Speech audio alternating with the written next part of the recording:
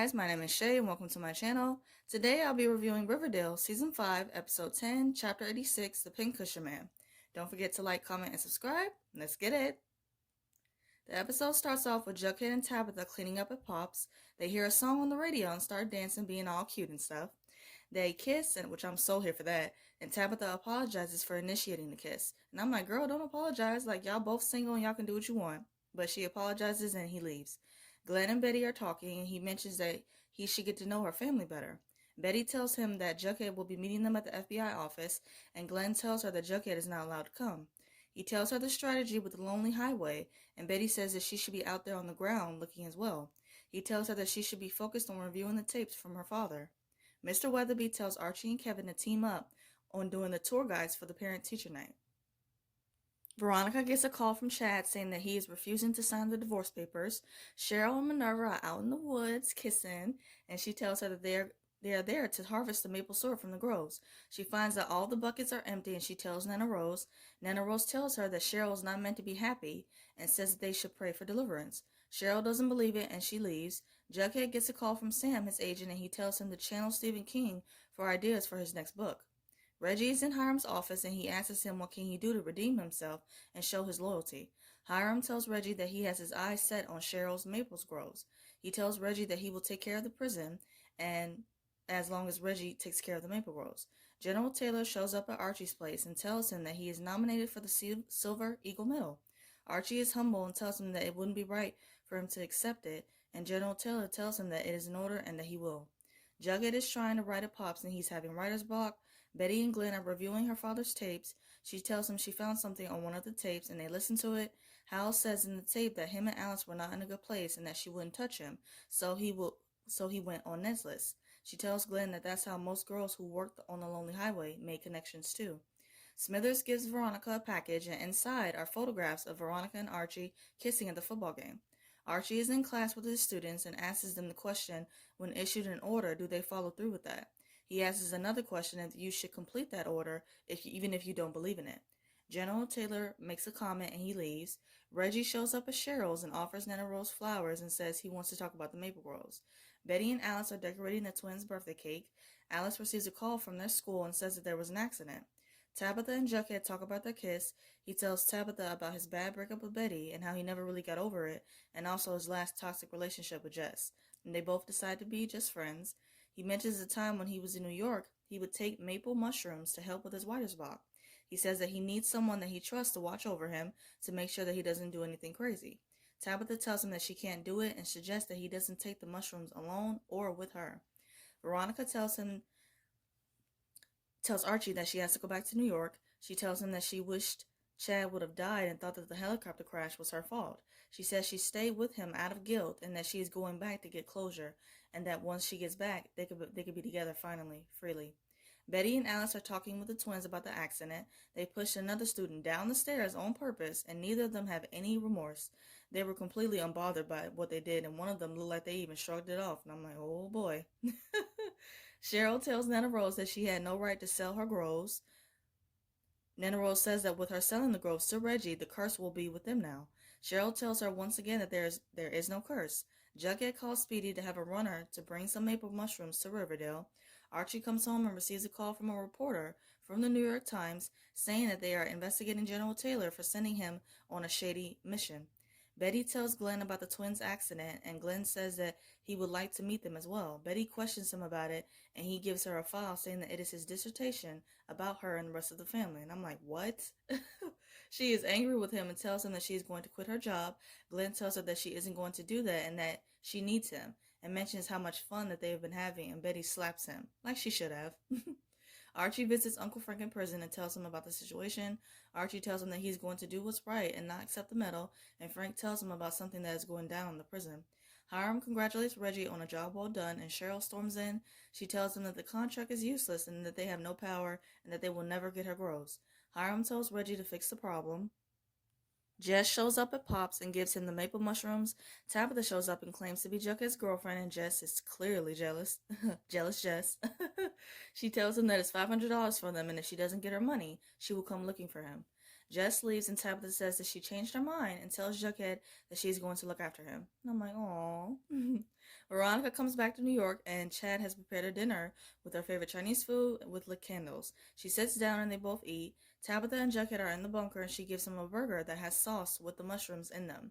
He tells her that she doesn't have to stay the whole time, but to just check in from time to time to make sure that he's alright. And Tabitha leaves. Chad and Veronica are reminiscing about memories from old photographs and their wedding song. She asks him if he purposely crashed a helicopter, and he tells her that he would never do that. Okay. He tells her that he signed the divorce papers. Veronica tells him that the night is making her happy, and they kiss. The bomb goes off at the prison, and all of the inmates, including Penelope, escape. Reggie sets the maple goals on fire. The parent-teacher night is going on, and the lights go out. The doorbell rings at the Coopers, and Alice tells Juniper to get the door, and surprise, surprise, it's Charles and Chick who show up. Charles says that he and Chick want to get married at the house, and Alice is an ordained minister from getting her license online. And I'm like, it's bad enough that these two escaped from prison, but now they want to get married in their matching jumpsuits. That's cute. Like, oh, this is a mess. A mess.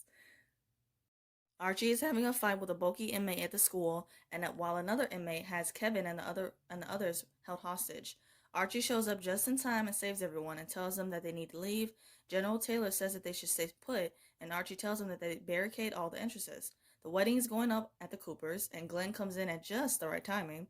Betty mentions the dissertation that Glenn is doing, connects it to him and Charles being in the academy together. Chick makes a comment about not being included in the dissertation, and I'm like, now is not the time for you to be feeling some type of way because you were left out. Now is not the time, Chick. Charles suggests that they play a game. Archie lets Uncle Frank in the school and other inmates are banging on the door trying to get in. He tells General Taylor to think smarter about his gun and tells them that he can get everyone out of the school safely to the sheriff's office. Charles suggests that they play the pincushion man game. He says that the youngest member in the family, Juniper, will stick the pin, referring to the knife, into the pincushion man, referring to Glenn. Charles hands Juniper the knife, and Betty tells him that she can't do it and that it will scar her for life. Charles tells her that Betty will have to take her turn instead and tells them, let's get the show on the road so they can leave. Alice tells the twins to go upstairs, and I'm like, she should have been told them to go upstairs. But alright. Betty throws the knife and stabs Chick right in the heart while Alice is wrestling Charles for the gun and shoots him. Tabitha shows up at the bunker and Jughead is completely out of it. He has his shirt off and he is just loose as a goose. For real. She handcuffs him to the table and says that she will be back. Jughead starts to hallucinate, Betty and Jess being in the bunker with him. He envisions headlights in the tunnel along with the Mothman staring at him. Cheryl and Minerva are dancing and Penelope storms in. She tells them that Nana Rose that she escaped because of the explosion at the prison and shows them that the maple groves are on fire. Nana Rose says that all the Blossoms must die unless they offer a sacrifice to break the curse, meaning, and they all look at Minerva, and she leaves. She darts up out of there. Penelope tells them that they all pray so that the wind can divert the fires. They all pray, and it works. Veronica finds out that Chad lied to her about signing the divorce papers. He tells her that he is involved in an investment scam and tells her that he needs more time to get them out of the hole. He blackmails her into staying married to him by saying that if she doesn't, he will not testify against her in court, saying that she knew about all the shady businesses that he was doing while being married to him. I'm like, ouch. Archie tells General Taylor that he will not be accepting the medal. He says that if he listened to his own instincts, his men would still be alive. He mentions that he knows that there is a cover-up going on, and General Taylor replies that he will make him the scapegoat. Archie tells him that if he forces him to take the stand, he will speak his truth. And I'm like, I know that's right, Archie. And General Taylor says that no one in Washington will believe him. Jughead wakes up and sees a complete manuscript on the table. He sees a bright beaming light and walks towards it. Archie, Jackson, and Uncle Frank are all having breakfast. Archie receives a call from Veronica saying that she is staying in New York for a few days. He tells her that she doesn't have to do this, and she replies that she doesn't have a choice. She tells him that she will explain everything when she gets back, and he tells her to have fun. Reggie says that most of the girls burned down and says that Cheryl will be begging them to buy. Hiram is happy and says that today is a good day, and this man knows he loves chaos and destruction no matter what the cost. It's annoying. Betty tells Alice that Glenn is okay from the flesh wound that she intended. She mentions that Charles is in ICU and he's going to make it. The FBI is relocating the Lonely Highway case to another location. She tells Alice that she will not stop fighting and will get justice. It shows Betty in a truck with a gun driving away from Pops. Tabitha comes back to the bunker and Jughead is gone. and she finds a trail of blood leading to the table. The episode ends with her seeing blood all over the handcuffs as well as the script Jughead wrote when he was high. And I'm like, oh boy, what happened to Jughead? What happened to him? To wrap up this video, I'm going to do 3 quick things. First, my quick thoughts on the episode. This episode had a lot going on. The quote, Riverdale is a crazy show, is crazy is truly an understatement when it comes to the show. Like, it was so much happening in this episode, and it was kind of hard to keep track and know and like remember what I was watching for a second. And the ending kind of, it was intense, and it left us wondering like what happened to Jughead. So, second, my thoughts on the promo for the next episode. It looks crazy. It was so much going on, and it was hard to keep track of this as well, and also hard to understand what the heck was happening. Third, I'm going to do a quick rapid fire of the episode. My favorite scene, I would say Archie telling General Taylor that he wasn't going to accept it and that he would speak his truth if need be. Favorite quote.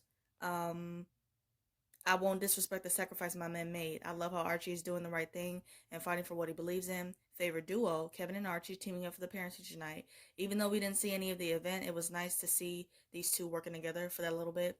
Favorite look, Cheryl's blue mesh jacket she wore to tell off Hiram and Reggie. That jacket, it was such a cute color. It was like a light baby blue, and then the fact that it was mesh was fire. WTF moment, Charles and Chad showing up at the Coopers and having Alice be the one to marry them. Like, that was just mad crazy and wild. I hope you guys enjoyed my review of Riverdale. I review other shows like All American, Legacies, Good Trouble, and some other stuff. And if those interest you, please check out those videos on my channel and subscribe. Riverdale is going to be on hiatus until July 7th, so we have a few months until new episodes. Let's keep the conversation going, and let me know your thoughts about the episode in the comments. I hope you guys have a great day, stay safe, and see you guys next week.